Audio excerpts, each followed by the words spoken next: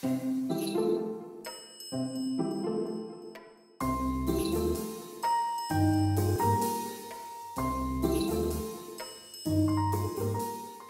un métier où y a tellement de monde et en même temps c'est tellement vaste que si t'évolues pas, si tu cherches pas toujours à avoir le meilleur de toi-même, bah tu coules.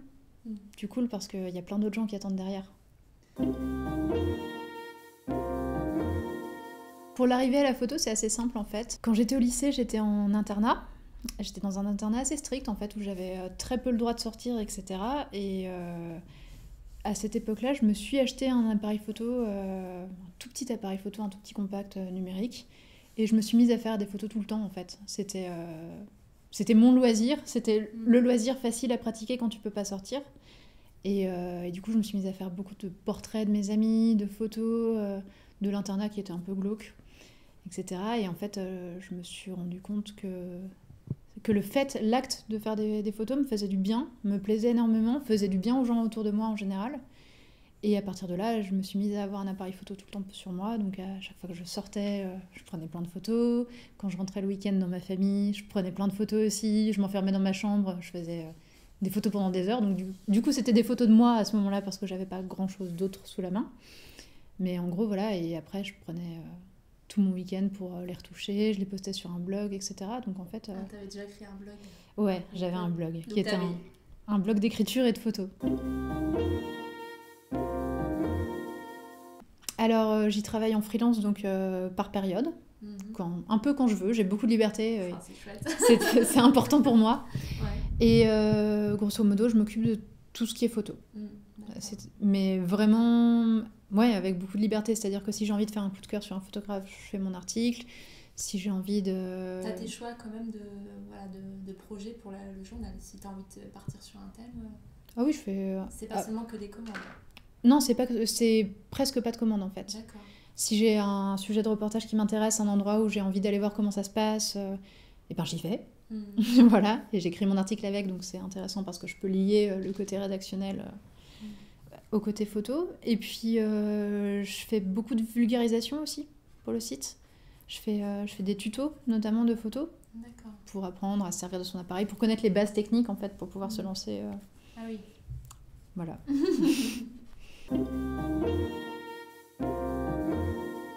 Il y a plusieurs bifurcations dans cette réflexion-là. Je vais essayer de pas toutes les prendre. Mais ouais, moi, ce qui me frappe, et en fait, c'est ce qui fait que ce métier-là est une vraie jouissance, en fait, c'est que tout est potentiellement beau, quoi. J'ai beaucoup de mal j'ai beaucoup de mal à pratiquer une photographie qui serait prendre en photo uniquement des jolies filles, tu vois, envisager les gens comme des motifs décoratifs, quoi. Ça m'intéresse pas trop. Parce que je trouve que tout le monde, en fait, mérite d'être pris en photo et que chez tout le monde, tu vas déceler un truc qui est super beau et super émouvant. Et finalement, c'est pareil... Enfin, ça concerne pas que l'humain, en fait. Tu vois, je peux me balader dans la rue et voir un morceau de mur et le trouver mais super émouvant, super beau. Et pas savoir exactement pourquoi, mais... Voilà, et c'est pareil sur les sujets de reportage, ce genre de choses en fait. Si tu trouves le bon angle, si tu y vas avec sincérité et avec immersion, tout est potentiellement magnifique. Et je trouve ça génial parce que ce métier, il te donne l'obligation d'être attentif à ça.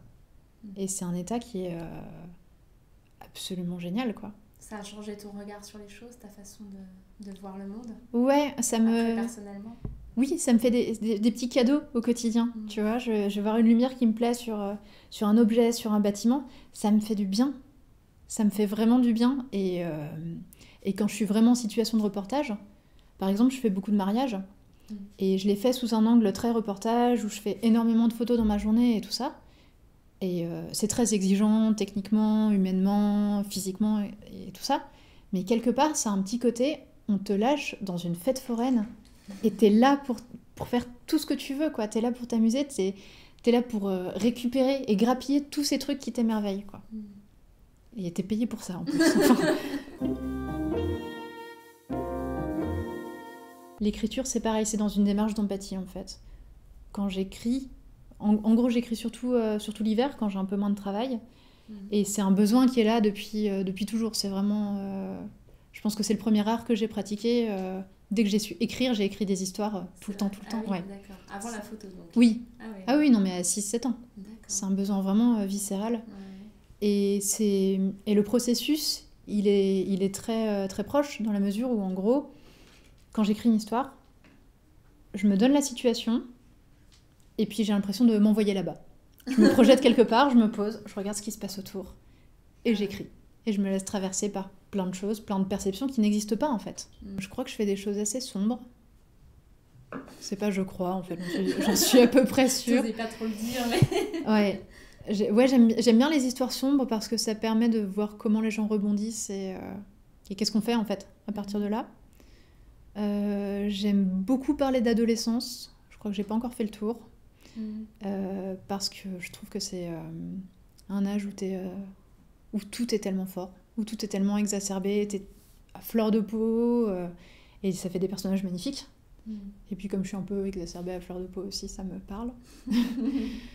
Voilà, j'aime bien parler de fin du monde parce que quand tu parles de fin du monde, tu parles de la question de la reconstruction, de la renaissance, de faire table rase pour faire autre chose et de nouvelles cohérences qui peuvent s'installer, etc. Donc j'essaie de prendre un peu de recul par rapport à ce motif de la fin du monde, mais j'ai du mal parce que c'est... Ah, ça revient.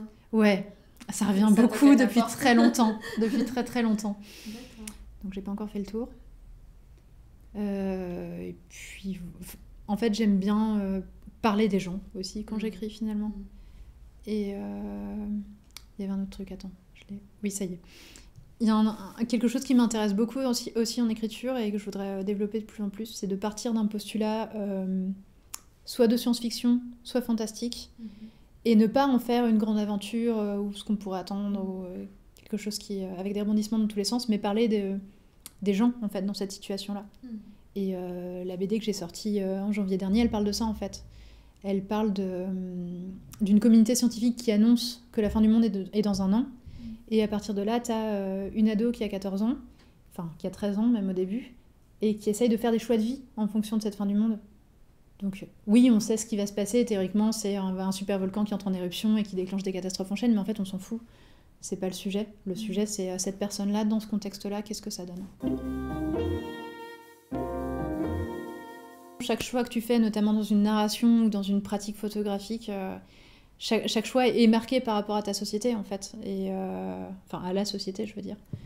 Et notamment en photo, le féminisme il me pose beaucoup de questions parce que c'est quand même un univers où, c'est ce que je disais tout à l'heure, les femmes sont un motif décoratif, facile et courant. Et c'est un truc que j'aimerais bien bousculer un peu. Je suis un peu fatiguée de voir des corps féminins souvent nus, souvent vulnérables, souvent érotisés, alors qu'il y a des tas d'autres choses à dire en fait avec un corps féminin nu ou pas. Et en fait un corps masculin ça se dénude aussi.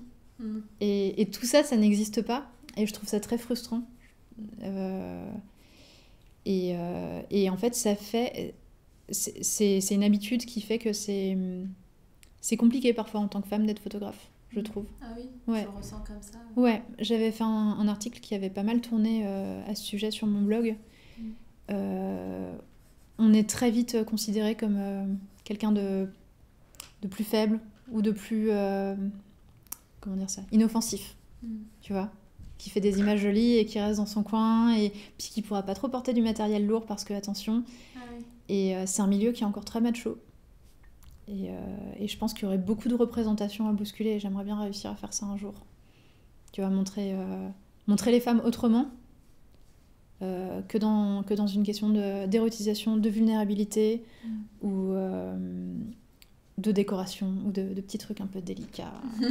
Voilà. Et montrer les hommes autrement aussi, quoi. Les montrer dans de la vulnérabilité, les montrer dans de l'érotisation. Enfin, je veux pas inverser la tendance, c'est pas ça, mais juste enrichir les représentations plutôt qu'être toujours exactement dans les mêmes... stéréotypes. Ouais, dans les mêmes stéréotypes, c'est ça. Ouais. Et en fiction, c'est pareil, tu vois. Par exemple, je regardais une série télé il y a pas longtemps, que je trouve plutôt pas mal. Ça m'a bien accroché, donc je me suis regardé 1 ou 2 saisons. Et au bout de 2 saisons, je me suis dit « Ah, c'est marrant, il doit y avoir 10 ou 15 personnages masculins super bien développés. Il y a 2 femmes. Il y a premièrement l'enjeu amoureux, et deuxièmement la vieille. Pas d'autres femmes. 15 mecs. » Ouais, c'est assez réducteur. Voilà, et en fait, je trouve que toute notre fiction, toute notre production créative est hyper imprégnée de tout ça, et ça paraît normal. Enfin, tu vois, je me dis féministe, c'est important dans ma vie, ça prend de la place. 2 saisons pour me rendre compte de ça. Bon, je les ai regardées très vite. Mais oui. Et bon, ouais, le regard est saturé ou blasé voilà. des mêmes choses, en fait. Et en écriture, t'as moyen de faire passer des choses par rapport à ça. Je me suis pas trop posé la question en écrivant ma BD, mais en la relisant, je suis contente parce qu'il y a des personnages féminins forts et que je trouve que j'ai pas trop entretenu de clichés que je trouve nauséabonds. Mais c'est super compliqué. Là, je bosse sur mon nouveau synopsis et tu vois, je réfléchis à mon personnage féminin, je me dis, est-ce qu'elle est autre chose que l'enjeu amoureux ? Est-ce qu'elle a d'autres aspirations que être la copine de ce mec ? Bon bah merci beaucoup, je crois qu'on a Merci fait à le toi. tour. Merci beaucoup Chloé.